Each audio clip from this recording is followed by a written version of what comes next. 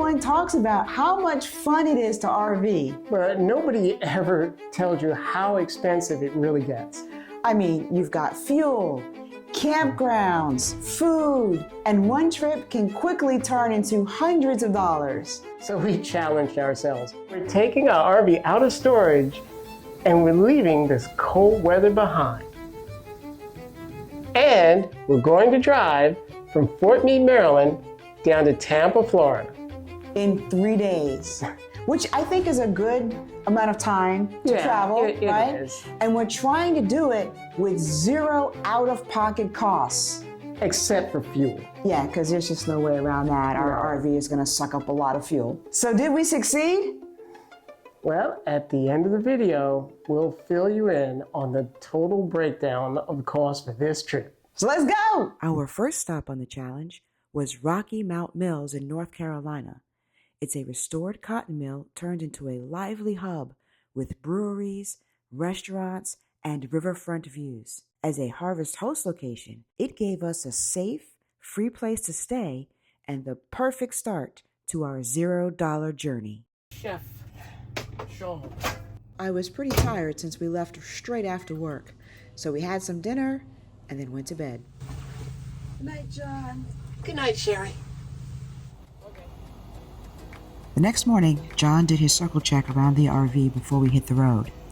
We've stayed at Rocky Mount Mills before, and you can check out that video in the link above. Some of the areas in the parking lot have picnic tables. Other spots have wooded areas and a view of the river.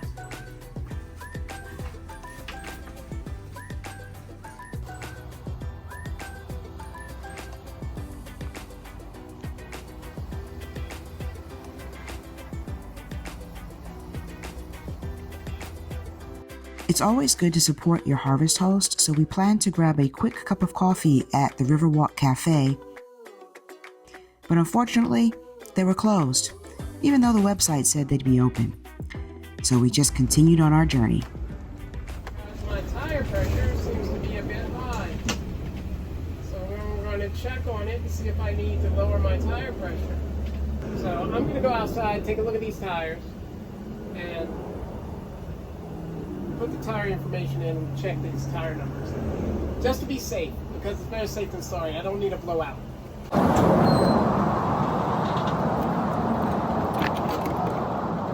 That's not supposed to happen.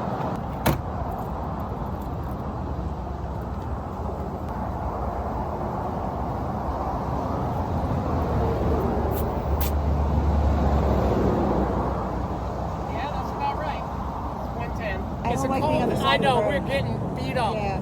But let me do something first that I intended to do. I want to check the maximum pressure in the books to make sure, because I don't remember these things all the time. It says 110 on the tire. 110? So it's at the maximum pressure almost. Yeah, so I'm going to let some out. Did you see that? I'll show it again. It's crazy how much a truck will shake an RV when you're parked on the side of the road. John and I don't like stopping on the side of the road, especially on the highway, unless we absolutely have to.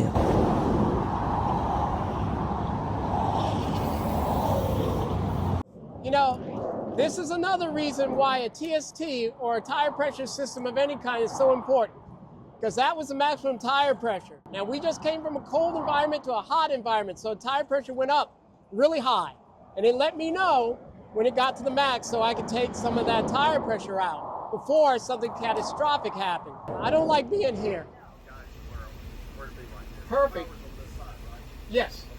Thank you. Thank you. Power. I'm gonna have power. Oh, that way? Okay, I'm coming. Oh, nice. Day 2 of our travels, and oh my gosh, what a great view. Yeah, so we probably made a bad decision. We thought about stopping at a store before we got here, but we were like, we're tired. It's been 7 hours of driving. We'll just go straight to the Harvest Host. But then we realized that we really didn't have that much food. So guess what? It's pot stickers again tonight. But that's okay, because this trip is all about saving money. So far, at our first Harvest Host, we have spent $0. Normally, we always spend it at the Harvest Host, but everything was closed. There was nothing we could do. Maybe we'll swing by on the way back and spend, but we spent plenty the first time we went there. So now we're at this beautiful lake here. The campground fee here was not free. It could have been if we wanted to boondock again. We decided we would splurge the $20. We've got electric and we have water. And it's nice, it's quiet, it's peaceful, it's gated, and it's in Florida. We're almost to Tampa. We'll find something to do. They have some golf, a putting course down over there, and so we'll check that out, and then we'll show you this Harvest Host. But look, I got to show you this. Look at this. It came with a free mug. I mean, how cool is that? What a neat Harvest Host, and they're RVers too. We must have talked with them for about 20 minutes before we set up. Okay. John's still finishing setup. I'm gonna finish getting us some food because we're hungry. We haven't really eaten all day, and we'll get back to it. Well, unfortunately, we lost a lot of the footage, so I can't show you everything at this Harvest Host, but we did get to see a really beautiful sunset. Got to check out the basketball court, and John made a shot, nothing but net.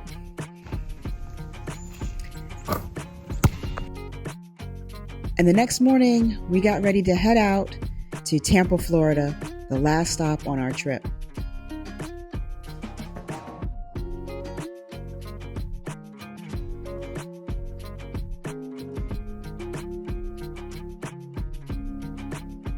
If you have access to military bases, I highly recommend that you use them. We did some shopping, filled up our refrigerator, and then grabbed some dinner at a restaurant on the base, located right on the beach. It was a great time. Oh, and caught another sunset. Now, you're waiting to hear about the costs. Now, before we break down the cost, I know that some of you are gonna say, hey, we could stay at a Cracker Barrel or we could stay at a Bass Pro and pay nothing. And that is true. But we wanted something a little bit more than the parking lot experience, which is why we went with Harvest Hosts. So, did we spend $0? Not quite. Here's the breakdown. Our first trip, and yeah, I want to get this right, okay? Our first Harvest Host was $0. Now, normally we would have bought a cup of coffee. Yeah. But we didn't this time because it was closed, everything was closed, nothing we could do about that. You can also argue that Harvest Host isn't exactly free. No. And that's true because you pay an annual membership. But we use Harvest Host about 10 times per year, so that comes to $7 per night. Right. So you could add in that $7 per night, and yeah, you could say that. Now, on our second Harvest Host, we decided to spend $20, and that was for hookups. Now, we could have skipped the hookups at that Harvest Host, but we wanted the convenience. So we paid the $20. So that's $20 for $0. We're at $20 so far. Now the big expense is gas, right? Yeah. So we get about 6 to 8 miles per gallon, and for fuel we spent $156.25 because we topped off at the Buc-ee's in South Carolina. Now from the start we did say we weren't going to count fuel in our calculations, so let's go ahead and X that right out. When you take out fuel from the equation, our 3-day trip from Maryland to Florida cost us a mere $20. Not bad for traveling almost 1,000 miles. Hey, and if you like this video, guys, I think you will really like our video where we calculate the differences in cost between traveling by RV or staying in a hotel, traveling by car, or flying by airplane. Check it out right there on John's face. Always.